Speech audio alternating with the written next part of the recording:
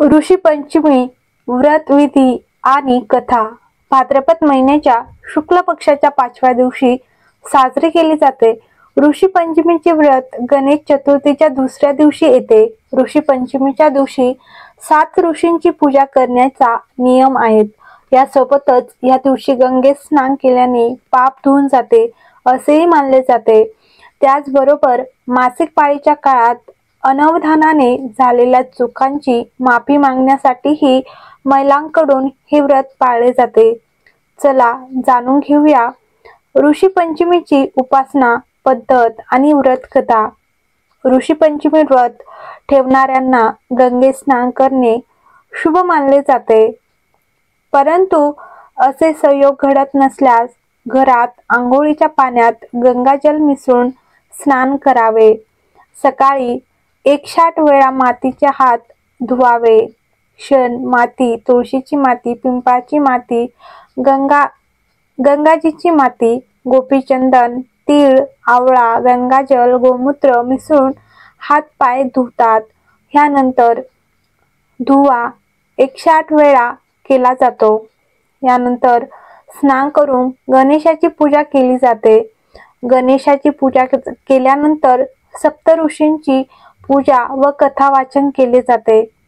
पूजा केल्यानंतर केळी, तूप, साखर आणि दक्षिणा देऊन ब्राह्मण किंवा ब्राह्मणाला दान केले जाते। दिवसातून एकदा जेवण केले जाते। यामध्ये दूध, दही, साखर, धान्य खात नाहीत। फळे आणि काजू खाऊ शकता। ऋषी पंचमी व्रत कथा।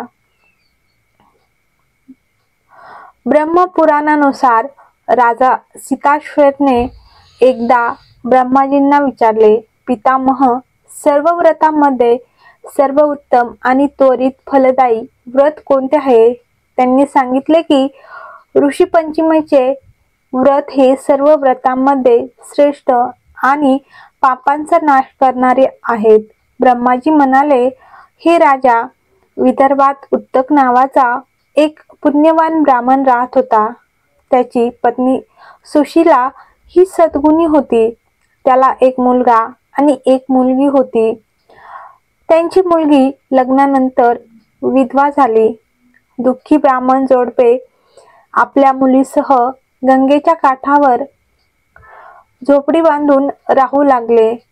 काही काळानंतर उत्कलला कळले की त्याची मुलगी जन्मात मासिक पाळी असतानाही पूजेच्या भांड्यांना हात लावते। त्यामुळे त्याच्या शरीरात जंत पडले आहेत। धर्मग्रंथानुसार 4थ्या दिवशी स्नान केल्याने ती शुद्ध होते। ऋषी पंचमीचे व्रत शुद्ध मनाने पाळल्यास पापमुक्त होऊ शकते।